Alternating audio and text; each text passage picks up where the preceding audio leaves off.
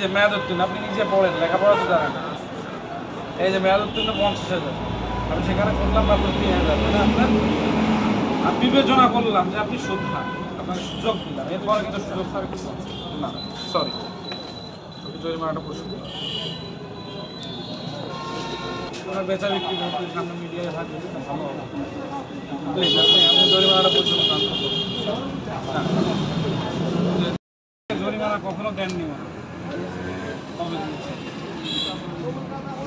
সেই রসিদ আসে বুঝতে হবে নাকি অনেকদিন আগে।